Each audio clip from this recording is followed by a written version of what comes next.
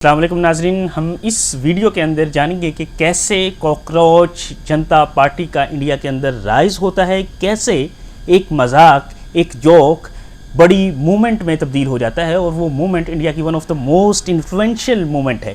और किस तरह से ये जो कॉकरोच जनता पार्टी है नौजवानों की, बेरोज़गारों की आवाज़ बन रही है और किस तरह से इसके इम्पैक्ट आसपास के countries including Pakistan, Bangladesh, Nepal, etc. पे हो सकते हैं और किस तरह से ये इंडिया के अंदर रिफॉर्म्स लेके आ सकती है, ये सब कुछ हम आज की इस वीडियो के अंदर जानेंगे। सबसे पहले हम ये देखते हैं कि ये मजाक क्या था जिसकी बेस पे ये पार्टी बनी। हुआ ये कि 15 मई 2026 को इंडियन चीफ जस्टिस सूर्यकांत एक स्टेटमेंट देते हैं। वो कहते हैं कि there are youngsters like cockroaches who don't get any employment and they start attacking everyone. इन्होंने अनएम्प्लॉयड यूथ को कॉकरोच से तशबीह दिया, तो इस तशबीह देने को, कॉकरोच कह के मजाक उड़ाने को लोगों ने सीरियस लिया और 16 मई 2026 को इंटरनेट से इमीडिएट रिएक्शन आया।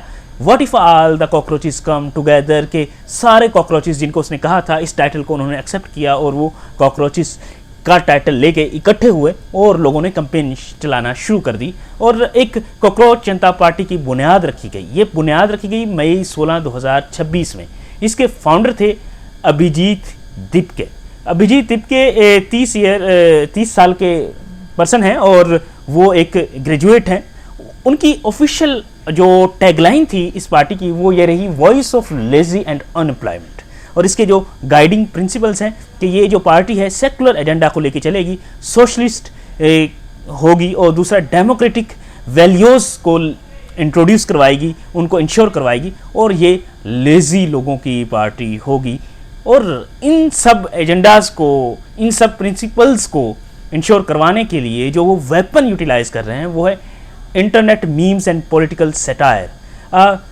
सटारिकल प्रोटेस्ट मूवमेंट है ये, जिसने जो इंटरनल फ्रस्ट्रेशन है लोगों की उनको मीम की शक्ल में, डार्क ह्यूमर की शक्ल में उनको निकाल रहा है और उस तरह से अपनी बात को समझाने की कोशिश कर रहा है, अपने एजेंडा को कोशिश कर रहा है। अब ये किस तरह से ग्रो कर रही है इसका हिसाब ये लगा लें कि सिर्फ 5 दिन के अंदर 10 मिलियन फॉलोअर इसके इंस्टाग्राम पे हो गए हैं, जो पहले कभी किसी भी मूवमेंट के, किसी भी पार्टी के इस तरह से ग्रो नहीं हुए। ये इवन के जो उनकी रूलिंग पार्टी है उससे भी बढ़ गए हैं। अब इसके अलावा जो गूगल फॉर्म के थ्रू रजिस्ट्रेशन करवाई है वो 3,50,000 लोगों ने करवाई है फिलहाल तक। ये भी एक बहुत बड़ी तादाद है। इसके अलावा कॉकरोच पार्टी के फॉलोअर्स मज़ीद बढ़ रहे हैं, दिन ब दिन बढ़ रहे हैं और ये फॉलोअर बढ़ाने में इन्होंने कोई पेड प्रमोशन की, इनका कोई मतलब कि प्रॉपर ऑफिस नहीं है, जो मतलब कि वेल फर्निश्ड ऑफिस नहीं है इनका। ये इंटरनेट के थ्रू कैंपेन चलाई जा रही है। अब इनके इस पार्टी को ज्वाइन करने के लिए जो उन्होंने रूल रखे हैं वो सुन के आपको थोड़ी सी हंसी आएगी। उनका इस पार्टी को ज्वाइन करने के लिए आपका अनएम्प्लॉयड होना ज़रूरी है। अनएम्प्लॉयड चाहे बाई फोर्स हो, बाई चॉइस हो या किसी प्रिंसिपल के तहत हो। और दूसरी चीज़, आप फिजिकली लेज़ी हों, लेज़ी पर्सन होना है इसमें। फिजिकल एक्टिविटी के लिए ये लेज़ी है, इंटरनेट की एक्टिविटीज़ के लिए लेज़ी नहीं। मोर ओवर 11 से ज़ायद घंटे आपके इंटरनेट पे गुजरते हों, ऑनलाइन रहते हों, 11+ hours a day. More over ये जो उन्होंने ये रखे हैं, रूल्स रखे हैं इस पार्टी को ज्वाइन करने के लिए। अब इसको ज्वाइन कौन कर रहे हैं? इसको ज्वाइन सारे कर रहे हैं, लेकिन 70% लोग इसमें जेनजीज हैं जिनकी एज 19 से 25 ईयर्स ओल्ड है। ये कॉलेज ग्रेजुएट हैं जिनके पास कोई जॉब नहीं है, जिनके पास गिग वर्कर्स नहीं है, जिनके एग्ज़ाम कैंसिल हो चुके हैं, एग्ज़ाम कैंसिल के वो विक्टिम हैं, फ्रीलांसेस हैं। और मोर ओवर ये इसमें कुछ पार्लियामेंट की सिटिंग मेंबर्स भी इस चीज़ को सपोर्ट कर रहे हैं, इनके एजेंडा को सपोर्ट करते हुए नज़र आ रहे हैं।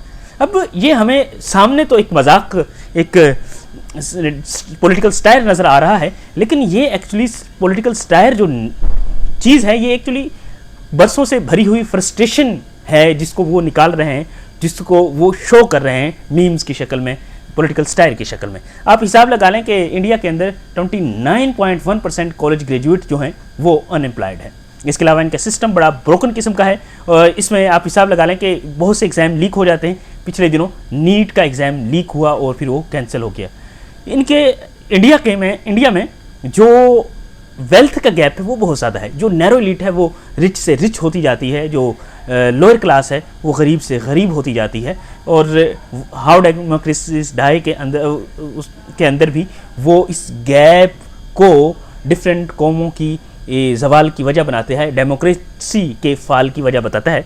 तो इसके अलावा ये चीज़ें जमा हो रही थी आपस में, लेकिन इनको मल्टीप्लाई करती है जो पब्लिक इंसल्ट जो स्पेशली उन्होंने की, उनके चीफ जस्टिस ने, उन्होंने इन लोगों को ना सिर्फ कॉकरोच कहा बल्कि इनको पैरासाइट कहा सिस्टम के लिए। तो इस चीज़ को इन लोगों ने सीरियस लिया, फिर फ्रस्ट्रेशन निकालने शुरू की, तो ये एक तूफान की शक्ल में सामने आए। मिलियंस ऑफ बेरोज़गार यहाँ पे इकट्ठे हुए और उन्होंने अपना जो है फ्रस्ट्रेशन इस फॉर्म में निकालनी शुरू कर दी। अब इस पार्टी का एजेंडा क्या है, मैनिफेस्टो क्या है, इसके मैनिफेस्टोस को हम देखेंगे कि जो उन्होंने कहा है वो क्या है और उसका मतलब एक्चुअली क्या है। उन्होंने कहा है कि कोई भी राज्यसभा की सीट किसी retired chief justice of India को नहीं दी जाएगी। ये होता था कि चीफ जस्टिस ऑफ इंडिया जब भी रिटायर होता था वो राज्यसभा की सीट में चला जाता था। मीन ये कि जजेस जो हैं वो किसी गवर्नमेंट जॉब्स को राइट नहीं रखते रिटायरमेंट के बाद, ठीक है। सो दे रिमेन ट्रूली इंडिपेंडेंट, के वो ट्रूली इंडिपेंडेंट रह सके इसमें। दूसरी चीज़ चीफ इलेक्शन कमिश्नर के हवाले से है कि अगर कोई वोट डिलीट किया जाता है, लोगों को महरूम किया जाता है, तो उसकी उस केस में उसे UAPA के थ्रू अकाउंटेबल लाया जाएगा, उसको इस तरह से ट्रीट किया जाएगा जैसे टेररिस्ट ETC को ट्रीट किया जाता है।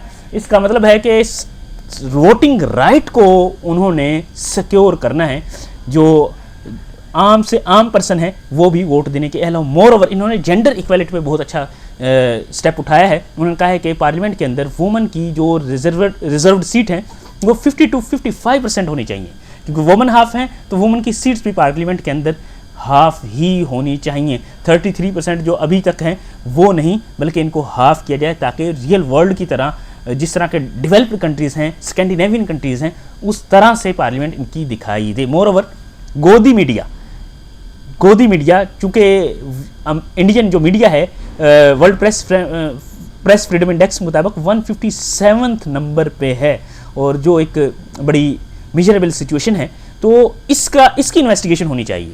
मोर ओवर क्रोनी लाइसेंसेस को कैंसिल करना चाहिए। अब मीडिया को इन्वेस्टिगेट करने से मुराद है कि यहाँ पे ट्रांसपेरेंसी लेके आना, लोगों को सही बात का पता लगना चाहिए। मोर ओवर जो क्रोनी लाइसेंसेस की बात की है, इसका मकसद ये है कि जो फ्यू बिलियनर्स हैं जो पूरी इंडिया को कंट्रोल कर रहे हैं, इंडियन टेलीविजन को स्पेशली कंट्रोल कर रहे हैं, उनके ऊपर कंट्रोल आएगा इसके थ्रू, इस ट्रांसपेरेंसी अगर यहाँ पे आ जाएगी।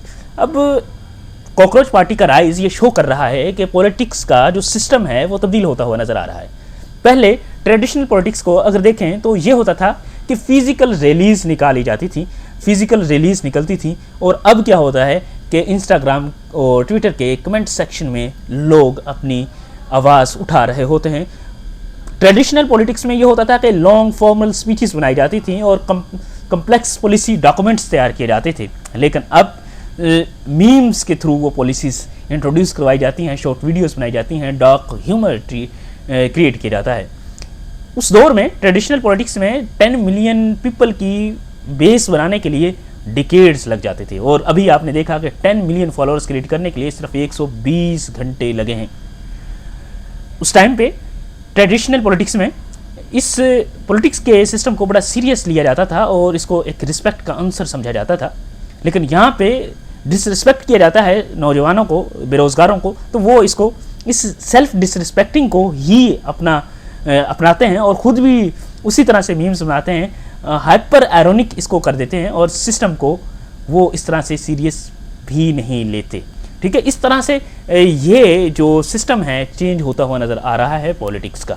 अच्छा जी, मैंने ये आपको बताया कि वो ऑनलाइन कैंपेन चला रहे हैं, सिर्फ ऑनलाइन ही नहीं बल्कि अब वो फिजिकल मैदानों में भी आ रहे हैं। उन्होंने कॉकरोच का जो कॉस्ट्यूम है वो पहना, सड़कों पर निकले, प्रोटेस्ट किए, और ये डिजिटल जो सिस्टम था ये फिजिकल हो गया। और मोर ओवर इन्होंने डिफरेंट एरियाज़ की सफाई की, नदियों की सफाई की, और सिस्टम को क्लीन करने के लिए इन्होंने एक कदम उठाया है कि ये न सिर्फ नौजवान न सिर्फ ऑनलाइन काम कर रहे हैं बल्कि फिजिकल भी काम कर रहे हैं।